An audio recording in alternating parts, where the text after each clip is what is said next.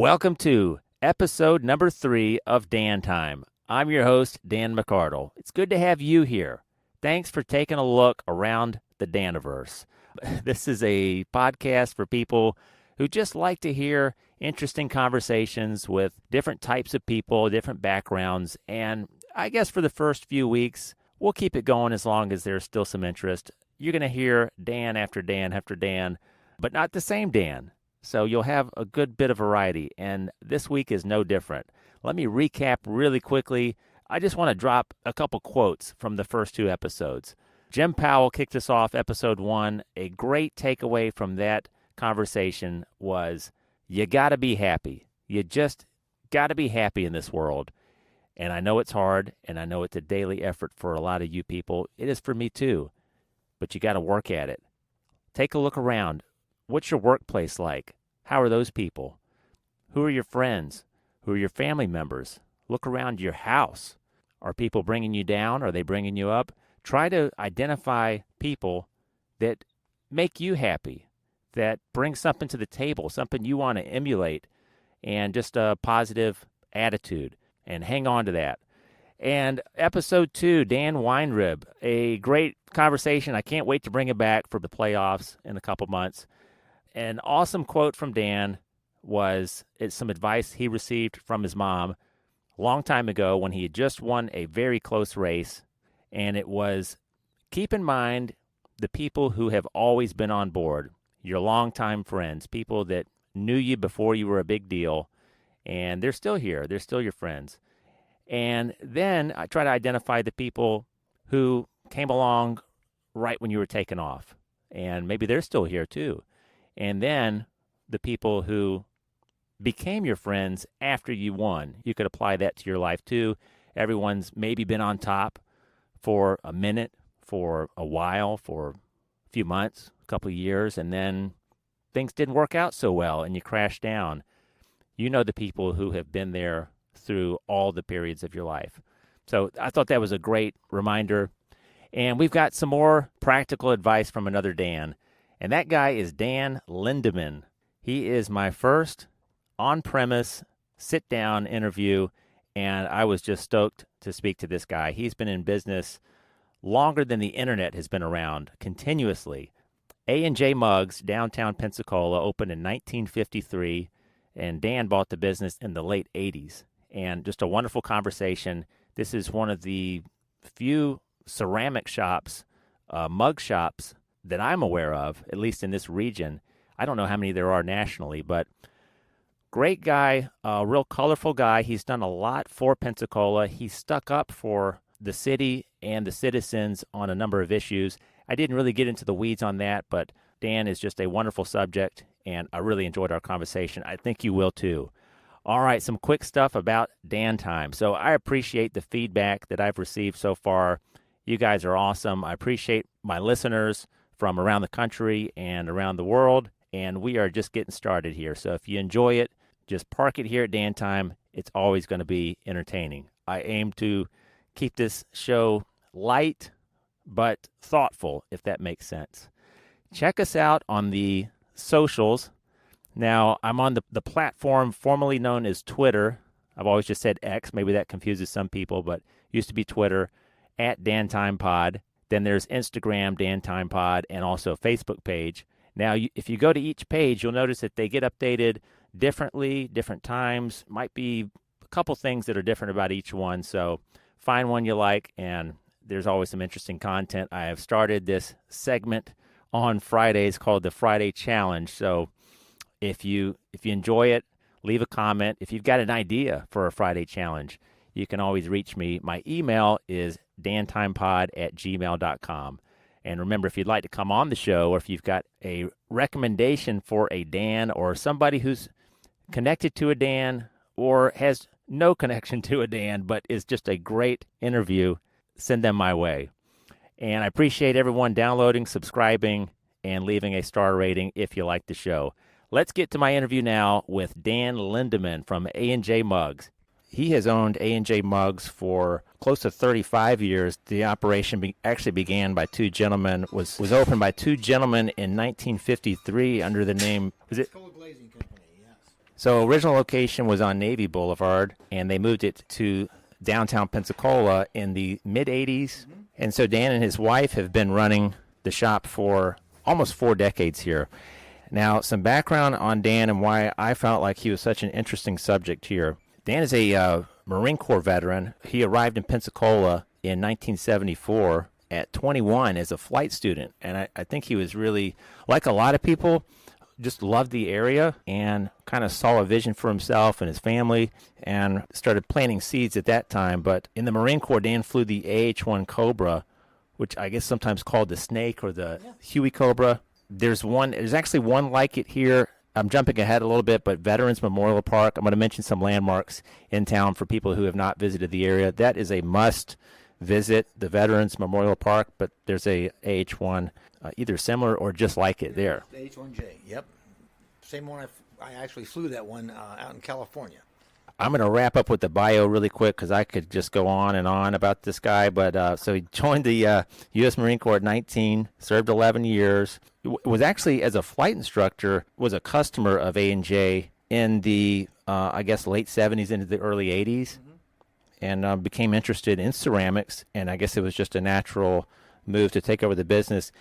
Dan, I'll let you pick up from here. Just take me back to 1974, or 75, 76, when you're getting acclimated with Pensacola and you start having these ideas like, hey, this might be a good place to settle down. Yeah, well, I did. I came here in 1974 as a young second lieutenant, just graduated from TBS up in Quantico, and was coming here for the Naval Aviation Training Command. And I got here and immediately fell in love with Pensacola, and I made a promise to myself that I would come back, buy a home in the historic district as close to the Hopkins boarding house as I could possibly get, and someday own a business downtown. And I came back in 1980 as a flight instructor, and I did exactly what I said I was going to do back in 1974. So here I am. In this business, because it is a niche industry. You don't see these on every street corner. You don't see them in every city. No. Were there times in the 80s, the 90s, early part of the 21st century where times were lean? Was there ever a period where you thought, I don't know if this was such a great idea? Or have you always built a reputation in the community, and has the business and the brand always been strong, I guess? Well, with any small business, it's a struggle. It really is. You've got supply side issues. You've got employee issues. Being in small business is like being in hell sometimes. But you just have to have a belief, the tenacity to stick with it. And I think the belief, you believe in yourself. And it's kind of funny. You talk about a mug shop. You tell people, what do you do for a living? And you see, I make coffee cups and beer steins, and they just look at you like you're, yeah, right. No, seriously, what do you do? And I said, no, that's exactly what we do. It's a very niche business. And in the military, beer steins go back to the 1700s. I mean, people had a commemorative beer stein for every regimental unit they were in. And it's just a program that we've continued. A lot of pride in ownership of our product. We ship all over the world, and we do all the branches of the military, so we're doing something right. And but believe in yourself, and I'm very proud to be the owner of a mug shop. I really am. Is it true that everything that's made here is completely American made? Everything that we do here is American made, and our steins, the bulk of our steins are made at one of the oldest potteries in the United States up in East Liverpool, Ohio. Now, we have had to do some importing from China and Taiwan simply to meet the demand. The potteries in the United States pretty much fell off the bandwagon back in the 60s. They just fell off, and it was all taken over by China, hence the name China. All your China is made in China. But we have stuck with this little place up in East Liverpool, Ohio, since 1953. We've been buying from them continuously. In fact, their factory was made pre-Civil War. It's an amazing little place. And they're still in operation, and hopefully they'll be in operation for years and years to come. So just a very basic overview of how these mugs and steins are produced. The logos are attached, and then they're baked in kilns. How long does that process take? Actually, it's called a water slide ceramic decal. We screen print, just like a T-shirt shop. We screen print. Instead of ink, we're screen printing actual ground-up rocks and glass. It's called ceramic glaze.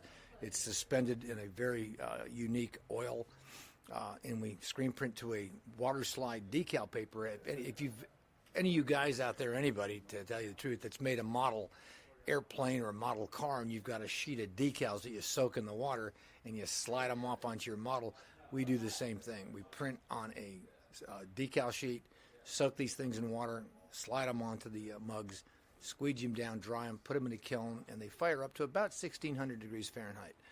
So they are there. One thing that I took notice of the first time I met you, Dan, and walked around the shop is you have some very prominent customers going all the way up to the two president, two vice presidents. Yeah. You do things like, for example, we've got letters from George Bush and Dick Cheney after 9/11. We're big dog owners here at the shop. We've always got dogs down here, and we knew that Cheney and Bush were the same way, so we made them customized dog dishes and sent them up to Camp David because we knew they were going to be up there, and we sent those up there with a little note that, hey, we hope that after this crisis has been put to bed, that you guys can take time and relax a little bit and enjoy your pets. And we sent them these dog dishes, and we got some really nice letters back from George Bush and from Dick Cheney both. Wow. So you actually jumped ahead and decided to produce these for them, and they hadn't reached out to you, but we do. We're the folks at Camp David use us for their coffee cups, beer steins, and so we've already got a link to the place, and we knew that we could get these things to them. I called the protocol people up there and said, "This is what we're going to do," and they said, "Absolutely, send them up," and we did, and it was pretty neat. Is there a story you'd like to share of over the past 34, 35 years of that door opening and some dignitary or somebody? I mean, you probably never know who's going to walk in here, but have you had someone walk in and where you thought, wow? No, we haven't had any presidents or anything like that. Or they usually call, or God, there's been a lot. To be honest with you, I don't even know where to go with this. It kind of caught me off guard. Oh, that's okay. But yeah, we've had some very unique folks walk in and sit down and visit. And again, it's the shop. If you walk by it, it's there are not a lot of mug shops anywhere, and we don't look like a mug shop. We look like an antique shop or a curiosity shop. And I guess the curiosity side is what draws people in, and they come like, what's the name of the magician, the big guy that made the Niagara Falls disappear and everything? Copperfield? David Copperfield came in and spent about 2 hours in here, and he was just mesmerized by the place. And he actually sat down over in that chair right over there and just, you don't mind if I just kind of sit down and absorb this place for a while, do you? Yeah, no, not at all. Dan, it really has a museum quality to it. When you walk in, I can promise you guys, if you walk in here, you're not going to see anything like it that day. Wherever else you go, you're not going to see anything like it probably that week. And if you're traveling from out of town and you go back to Ohio or you go back to Kentucky or wherever you're visiting, you're going to remember this place. It happens to be a couple doors down from the historic Rex Theater.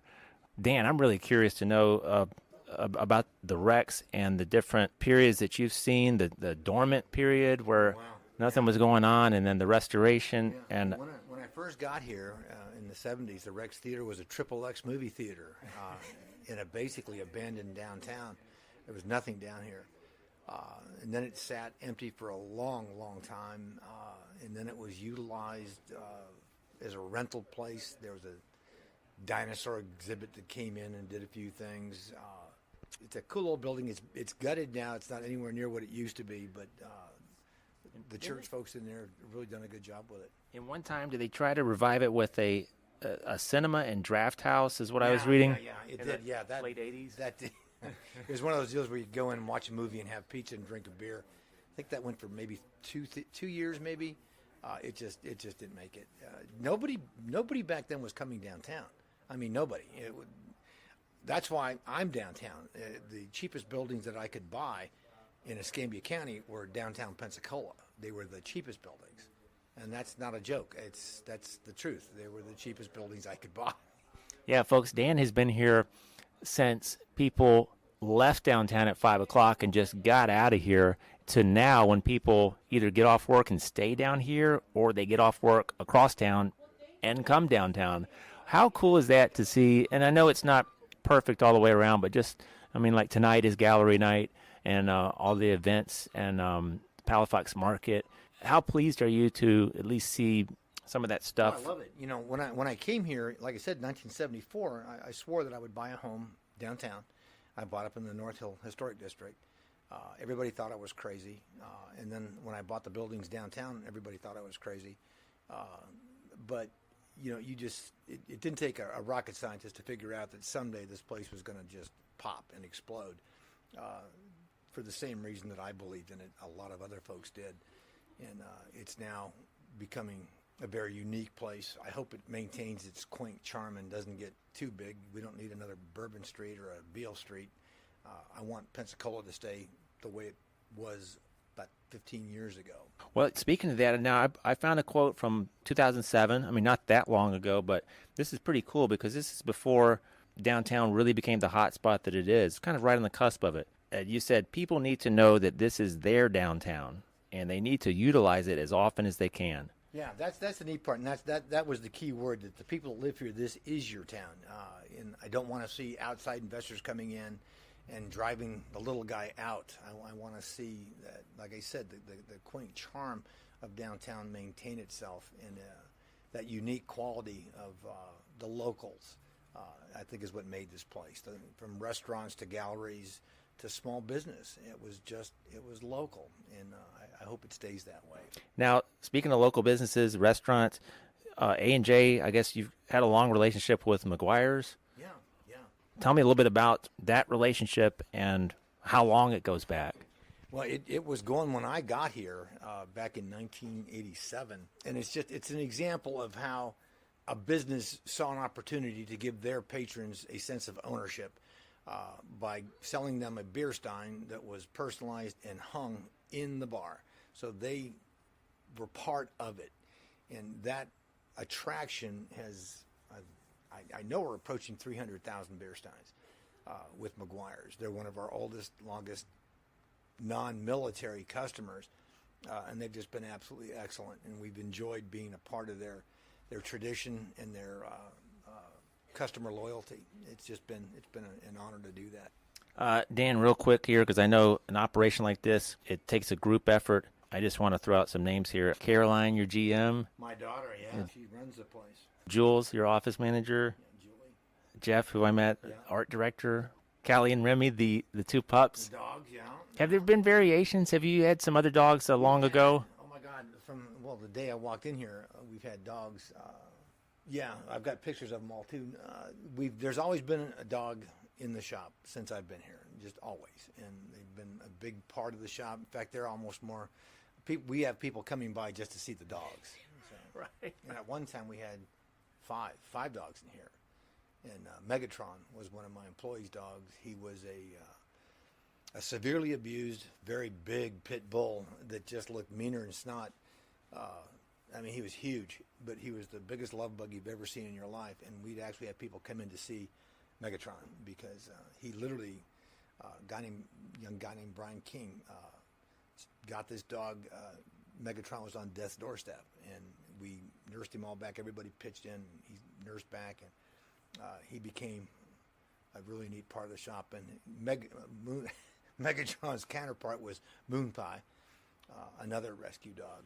In fact, all the dogs are rescue dogs. Every one of them. We've never bought a dog. They've all just kind of found their way to us. Yeah, dogs. The dogs are cool. And once you come in and you see the dogs here, it's hard to imagine not having a dog here.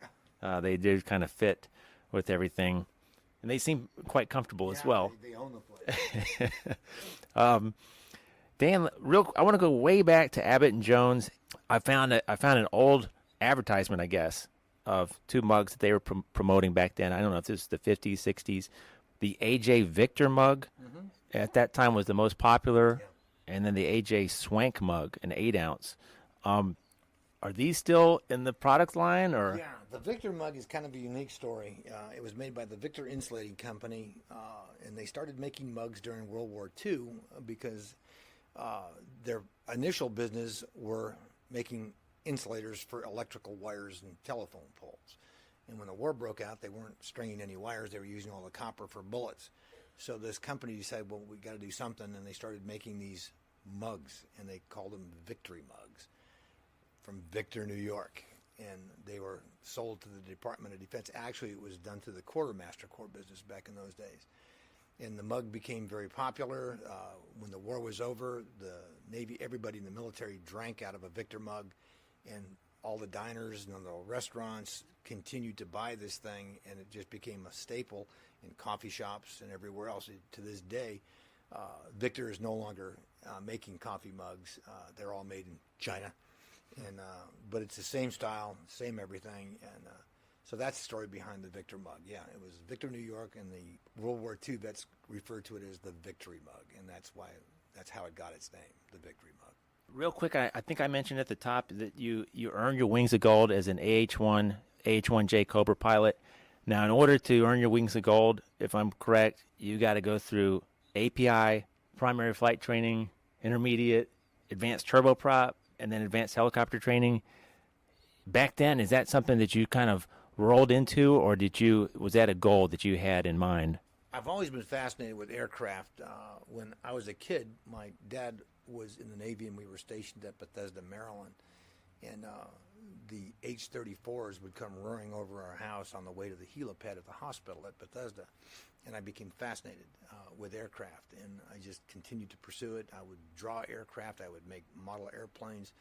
And when I was in college at Ball State University, Vietnam was just ending, and there was an opportunity to join the military without a college degree under this thing called the Aviation Officer Scholarship Program. And I thought, well, that's kind of cool. I was bored with college and not really doing anything great.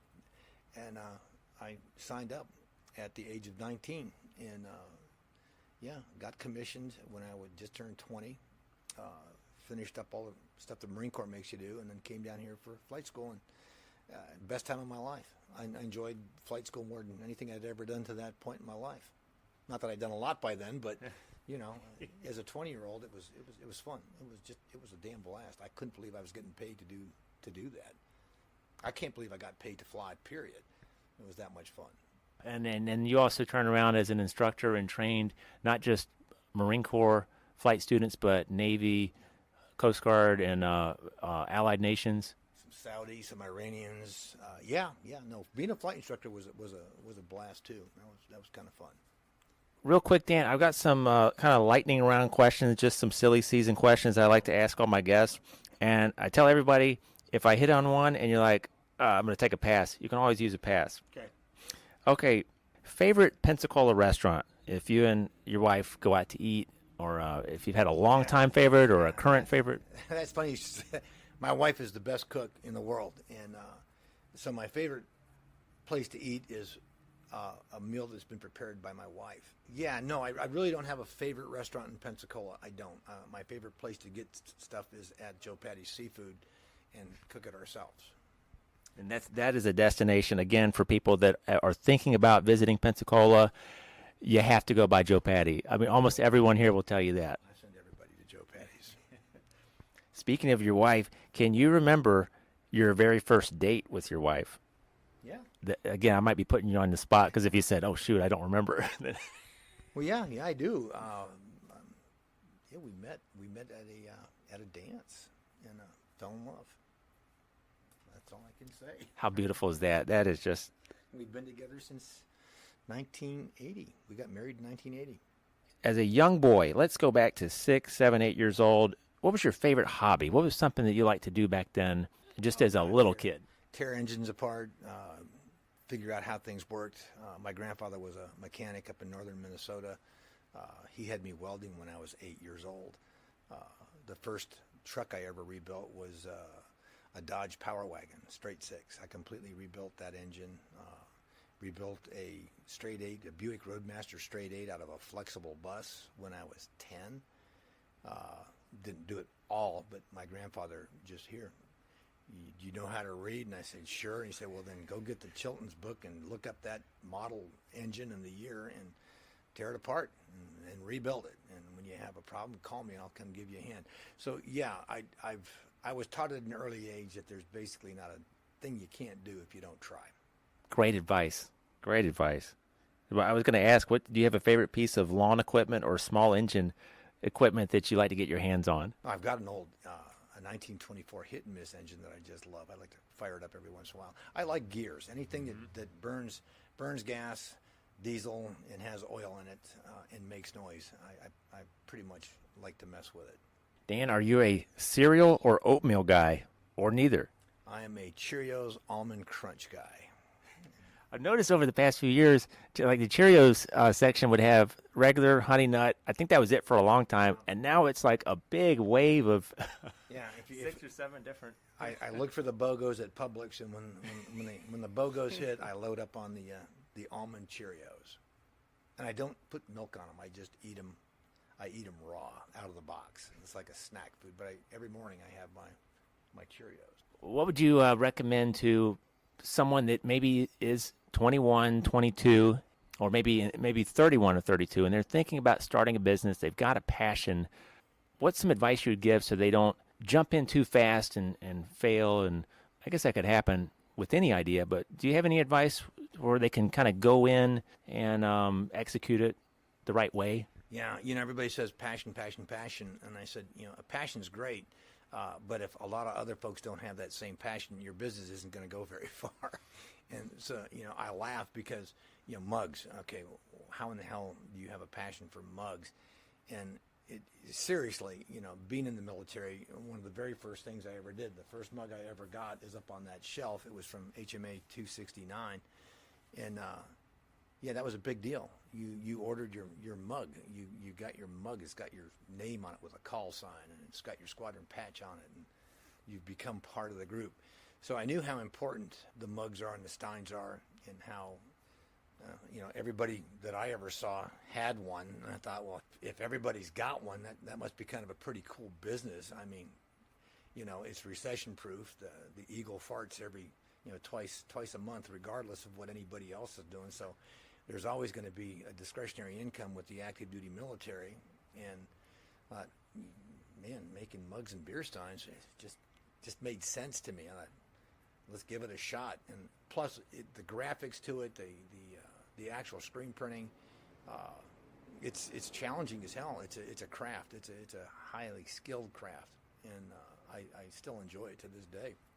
So I would say, find something that you absolutely love to do. You think about it all the time. You get up in the morning, and you're excited about going to work. You're not going to be excited every day, but that to me is the key thing. Do you love this? Do you get satisfaction from it? And then going back to the passion side, make damn sure that there's a market for your passion. And if there isn't, keep it as a hobby. Have a passion as a hobby, and you might want to find something else to open a business with. But yeah, do some homework. And like you mentioned the word niche at the very beginning. This is about as niche as you can possibly get. I don't know of any other mug shops that are. I've never been to another mug shop before. I haven't either. Yeah. Yeah, there's a lot of people that do ceramic decorating, and there's a lot of people that make restaurant ware, and there's a lot of hobby shops that do this stuff. But there's only a handful that do stuff on this level for the military. So. Well, real quickly, I'm going to read. This is straight off the website that you guys can find. If you go to ajmugs.com, you can read all about it, and you can see some examples of their products. But Dan and Diane still practice the time-honored art of hand-screen printed water slide ceramic decals. It says, we use the finest ceramic inks and precious metals available in creating our decals. All of our ceramics are hand-decorated, which allows our customers the ability to create, like you said, one-of-a-kind pieces that you're not going to find anywhere else, and the flexibility to order as many pieces as needed. Dan, I really appreciate your time with me today. It's been educational for me. I think for my listeners, you guys hopefully got a lot out of it. You can order online, or if you're in town, please stop by. You'll be glad you did. Dan, I got one final question. This is out out of left field here, but I always like to get into silly season. I live in left field. Have you ever, now this might be a Valentine's Day or Mother's Day or anniversary situation, but are you ever standing there in the Hallmark aisle? Have you ever been brought to tears while trying to pick out a card for your wife? Just thinking, oh, wow, that's it. That hit me. She's going to love it. No. No, I have not. You got to be honest. Is there a movie? I asked another guy, is there a movie that makes you well up? Is there something that's one of your favorite films of all time that just hits you right where? Yeah, it had to be Patton. Blood and Guts Patton. I love that movie. Mm-hmm. No, God, there's so many, and there's such a wide range of emotions that you can put a movie into a category for that. Yeah, there's a ton of movies that if I'm channel surfing and it pops up, I'll jump right in and watch it. I don't care if I've seen it 20 times. I'll watch it. Or do you have a favorite actor? Robin Williams was probably one that I just absolutely respected. I loved him. What a unique talent there. Yeah, his talent was just unbelievable. I still, to this day, I laugh every time I hear his rendition of he's going to invent a game called golf. It's one of my favorites. I love golf, too, but he was a talent, and he was just a phenomenal actor. So Dead Poets Society, pops up as a movie that, to me, was very meaningful and had a strong message. Yeah, he made some good stuff. So he would probably, if I had to say my favorite actor at this moment from you asking, I'd say Williams. Well, you can't go wrong there. Dan, this has been just spectacular, and I can't thank you enough for spending some time with me today. And to everybody out there, hope you got a lot out of it as well. And remember, next time you're planning a vacation, come to Pensacola if you've never been here, and you need to visit Dan at A&J Mugs. All right, that's it for Dan Time. You guys have a great week. Go out there and make a difference in somebody's life. We'll see you next week.